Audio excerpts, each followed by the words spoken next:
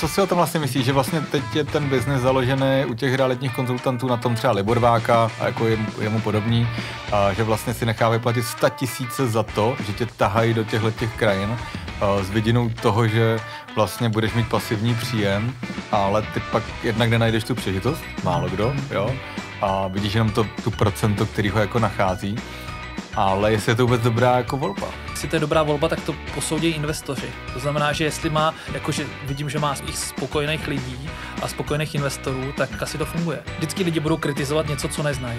Kritizují podíly, tak kritizují i určitě tady tyhle severní Čechy, ale když to funguje, tak proč jako ne, že jo? Já naopak, já jako chci, aby co nejvíc lidí šlo do spoluvlastnických podílů, protože já to nemám tak jako, že ježiš, musím být potichu, aby se o tom náhodou tady ty zlatý žíle někdo nedozvěděl, nebo naopak, dělejte to všichni.